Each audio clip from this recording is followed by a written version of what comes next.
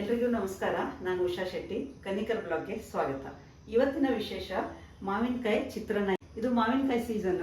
ಮಾವಿನಕಾಯಿ ಚಿತ್ರಾನ್ನ ತಿಂದೇ ಇದ್ರೆ ಆಗುತ್ತಾ? ಇವತ್ತಿನ ವಿಶೇಷ ಸಿಂಪಲ್ ಆಗಿ ಮಾವಿನಕಾಯಿ ಚಿತ್ರಾನ್ನ ಮಾಡೋದನ್ನ ತೋರಿಸ್ತಾ ಇದ್ದೀನಿ. ಬನ್ನಿ, ಈಗ ಬೇಕಾಗಿರೋ ಸಾಮಗ್ರಿಗಳನ್ನು ತೋರಿಸ್ತಾ ಇದ್ದೀನಿ. ಒಂದು ಈರುಳ್ಳಿ ಉದ್ದಕ್ಕೆ ಹೆಚ್ಕೊಂಡಿದ್ದು, ಸ್ವಲ್ಪ ಕರಿಬೇವು, ಕೆಂಪು ಮೆಣಸಿನಕಾಯಿ, ಹಸಿರು ಮೆಣಸಿನಕಾಯಿ ಉಪಯೋಗಿಸ್ಬೋದು.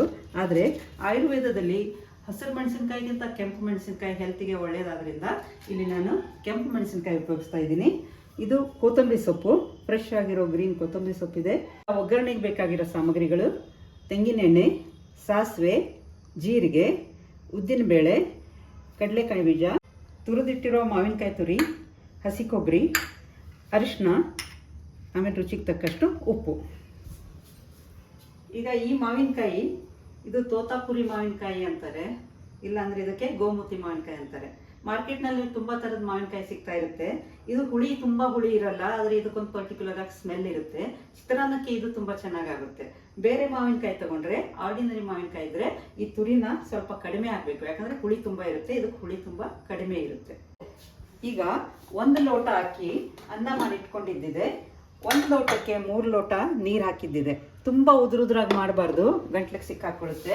ಅದಕ್ಕೆ ಉದುರುದ್ರಾಗಿದೆ, ಚೆನ್ನಾಗಿದೆ. ಆದರೆ ಒಂದು 15 ನಿಮಿಷ ಮೊದಲು ಇದನ್ನ ಅಕ್ಕಿಯಿಂದ ಅನ್ನ ಮಾಡಿಟ್ಕೊಂಡ್ರೆ ಚಿತ್ರಾನ್ನಕ್ಕೆ ಒಗ್ಗರಣೆ ಹಾಕಿದಾಗ ಇಮಿಡಿಯೇಟ್ಲಿ ನಾವು ಅದನ್ನ ಅನ್ನ ಹಾಕ್ಕೋಬಹುದು. ಇದು ಅನ್ನ ಉದುರುದ್ರಾಗಿ ಬರಬೇಕು ಅಂದ್ರೆ ಅನ್ನ ಬೇಯಿಸುವಾಗ 1-2 ಚಮಚ ಎಣ್ಣೆ ಹಾಕಿದ್ರೆ ಅನ್ನ ಉದುರುದ್ರಾಗಿ ಬರುತ್ತೆ. ಈಗ ಬನ್ನಿ ಅಡಿಗೆ ಶುರು ಮಾಡೋಣ. ಗ್ಯಾಸ್ ಆನ್ ಮಾಡ್ಕೊಳ್ತಾ ಇದ್ದೀನಿ. ಇದಕ್ಕೆ ಒಗ್ಗರಣೆಗೆ ಒಂದು 3-4 ಚಮಚ ಕೊಬ್ಬರಿ ಎಣ್ಣೆ ಸ್ವಲ್ಪ ಚೆನ್ನಾಗಿ ಸ್ಮೆಲ್ ಕೊಡುತ್ತೆ, ಅದಕ್ಕೆ ಹೆಚ್ಚಾಗಿ ಅಡಿಗೆಗೆಲ್ಲ ಮತ್ತು ಆರೋಗ್ಯಕ್ಕೂ ಒಳ್ಳೆಯದು. ಅದಕ್ಕೆ ಕೊಬ್ಬರಿ ಎಣ್ಣೆನ ಹಾಕ್ಕೊಳ್ತಾ ಇದ್ದೀನಿ. ಇದು 1 ನಿಮಿಷ ಕಾಯಬೇಕು. ಎಣ್ಣೆ ಕಾಯ್ದ ಮೇಲೆ ಒಗ್ಗರಣೆ ರೆಡಿ ಮಾಡ್ಕೊಳ್ಳೋಣ. ಈಗ ಒಗ್ಗರಣೆ ಹಾಕ್ತಾ ಇದ್ದೀನಿ. ಒಂದು ಅರ್ಧ ಚಮಚ ಸಾಸಿವೆ ಮೊದಲಿಗೆ ಹಾಕಬೇಕು. ಸಾಸಿವೆ ನಂತರ ಕಡಲೆಕಾಳು ಬೀಜ. ನಾನು 4 ಗಂಟೆಗೆ ಆಗೋಷ್ಟು ಅನ್ನ ಮಾಡ್ತಾ ಇದ್ದೀನಿ. ಒಂದೊಂದೇ ಸ್ಟೆಪ್ ಬೈ ಸ್ಟೆಪ್ ಹಾಕ್ತಾ ಹೋಗಿ. ನೆಕ್ಸ್ಟು 1 ಚಮಚ ಉದ್ದಿನಬೇಳೆ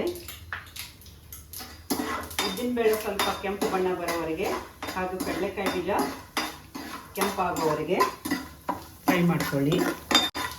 ಉದ್ದಿನಬೇಳೆ ಚೆನ್ನಾಗಿ ಸ್ಮೆಲ್ ಬರಬೇಕು. ಕೆಂಪಾಗ್ತಾ ಇದೆ.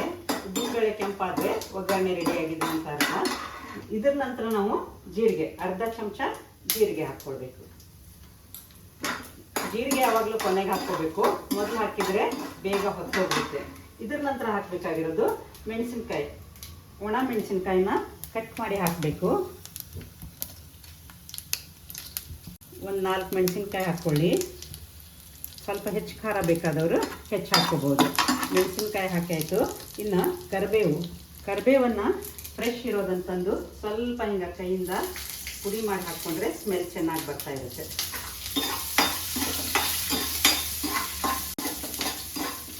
ಒಗ್ಗರಣೆ ಎಲ್ಲ ಚೆನ್ನಾಗಿ ಫ್ರೈ ಆಗಿದೆ. ಇನ್ನು ನೆಕ್ಸ್ಟ್ ಹಾಕಬೇಕಾಗಿರೋದು ಈರುಳ್ಳಿ.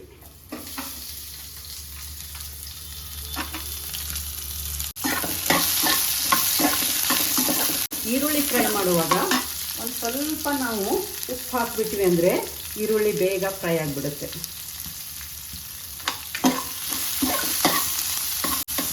ಈರುಳ್ಳಿ ಸ್ವಲ್ಪ ಫ್ರೈ ಆಗಿ ಟ್ರಾನ್ಸ್ಪರೆಂಟ್ ಆಗಬೇಕು, ಆವಾಗ ನಮ್ಮ ಒಗ್ಗರಣೆ ರೆಡಿ ಆಗುತ್ತೆ.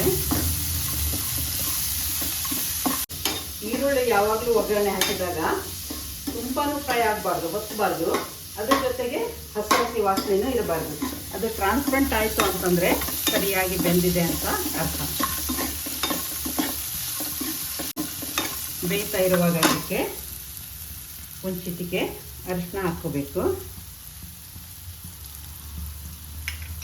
ಮನೆಯಲ್ಲಿ ಮಾಡಿದ ಅರಿಶಿನ ಬಣ್ಣ ಸ್ವಲ್ಪ ಕಪ್ಪಿರ್ಬೋದು, ಆದರೆ ಇದ್ರದ್ದು ಸ್ಮೆಲ್ ತುಂಬ ಚೆನ್ನಾಗಿರುತ್ತೆ. ಯಾವುದೇ ಕೆಮಿಕಲ್ ಮಿಕ್ಸ್ ಆಗಿರೋಲ್ಲ.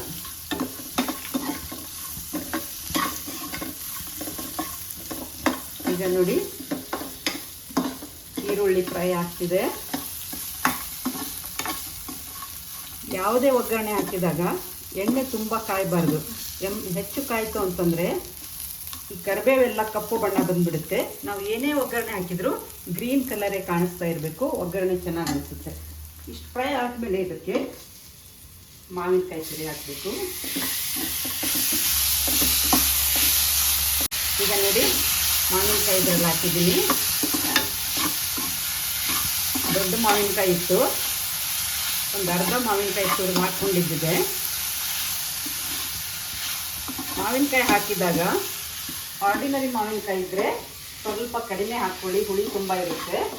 ಇಲ್ಲ ಅಂತಂದರೆ ಈ ಮಾವಿನಕಾಯಿ ಹಾಕಿದರೆ ಅರ್ಧ ಮಾವಿನಕಾಯಿ ಹಾಕ್ಕೋಬೇಕು. ಇದಕ್ಕೆ ಇನ್ನೊಂದು ಸ್ವಲ್ಪ ಉಪ್ಪು ಸೇರಿಸ್ಕೊಳ್ಳೋಣ. ಆವಾಗ ಈರುಳ್ಳಿ ಫ್ರೈ ಆಗಲಿಕ್ಕಂತ ಹಾಕಿತ್ತು.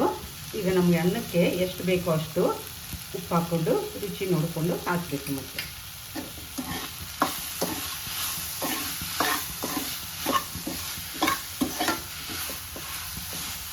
ಮಾವಿನಕಾಯಿ ತುಂಬ ಫ್ರೈ ಮಾಡಬೇಕಂತಿಲ್ಲ, ಆಯಿತು. ಇಷ್ಟೆಲ್ಲ ಒಗ್ಗರಣೆ ರೆಡಿಯಾಗಿದೆ. ಇನ್ನು ನಾವು ನೆಕ್ಸ್ಟು ಇದಕ್ಕೆ ಉದುರುದ್ರಾಗಿರೋ ಅನ್ನನ ಎಷ್ಟು ಬೇಕೋ ಅಷ್ಟು ನಾವು ಹಾಕ್ಕೊಳ್ಬೇಕು. ಒಂದು 4 ಜನರಿಗೆ ಹಾಕೋಷ್ಟು ನಾವು ಅನ್ನ ಮಾಡ್ತಾಯಿದ್ದೀವಿ. ಅನ್ನ ಮುದ್ದೆ ಆಯಿತು ಅಂದರೆ ಮಾತ್ರ ಚಿತ್ರಾನ್ನ ಟೇಸ್ಟ್ ಹೋಗಿಬಿಡುತ್ತೆ. ಯಾವುದೇ ಕಾರಣಕ್ಕೂ ಅನ್ನ ಮುದ್ದೆ ಆಗಬಾರ್ದು. ಅನ್ನ ಆದಮೇಲೆ 15 ನಿಮಿಷ ಆರ್ಲಿಕ್ಕೆ ಬಿಡಬೇಕು. ಆವಾಗ ಅನ್ನ ಉದುರುದ್ರಾಗುತ್ತೆ. ಆಮೇಲೆ ಒಗ್ಗರಣೆಗೆ ಹಾಕ್ಕೋಬೇಕು. ಕೈ ಆಡಿಸ್ತಾ ಇದ್ದೀನಿ. ಒಗ್ಗರಣೆ ಎಲ್ಲ ಕಡೆಗೂ ಸರಿಯಾಗಿ ಮಿಕ್ಸ್ ಆಗ್ತಾ ಇದೆ.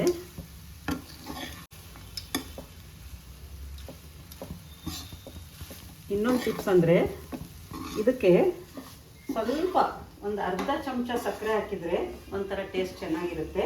ಕೆಲವರಿಗೆ ಸಕ್ಕರೆ ಲೈಕ್ ಇರೋಲ್ಲ, ಸಿಹಿ ಬೇಡ ಅಂತಿದ್ದಾರೆ. ಆದರೆ ಕೆಲವೊಬ್ರು ಇದನ್ನು ಇಷ್ಟಪಡ್ತಾರೆ. ನಾವು ರುಚಿಗೆ ಬೇಕು ಅಂತಂದರೆ ಹಾಗೆ ಸ್ವೀಟ್ಸಿಗೆಲ್ಲ ಸ್ವಲ್ಪ ಉಪ್ಪು ಹಾಕಿದರೆ ಟೇಸ್ಟ್ ಬರುತ್ತೋ, ಇದು ಚಿತ್ರಾನ್ನಕ್ಕಾದರೂ ಒಂದು ಅರ್ಧ ಚಮಚ ಸಕ್ಕರೆ ಹಾಕ್ಕೊಂಡ್ರೆ ಟೇಸ್ಟ್ ಚೆನ್ನಾಗಿರುತ್ತೆ. ಹಾಗೆ ಮಿಕ್ಸ್ ಆಗಿದ್ದಿದೆ.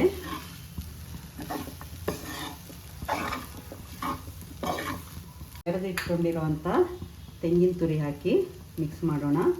ಅದರ ಜೊತೆಗೆ ಗಾರ್ನಿಷಿಂಗಿಗೆ ಕೊತ್ತಂಬರಿ ಸೊಪ್ಪು ಹಾಕಿ ಎಲ್ಲನೂ ಮಿಕ್ಸ್ ಮಾಡಿ ಸರ್ವ್ ಮಾಡೋಣ.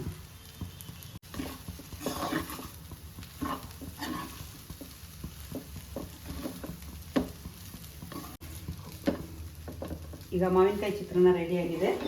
ಇದನ್ನು ಬೌಲಿಗೆ ಹಾಕ್ಕೊಂಡು ಸರ್ವ್ ಮಾಡಲಿಕ್ಕೆ ರೆಡಿ ಮಾಡ್ಕೊಳ್ಳಿ.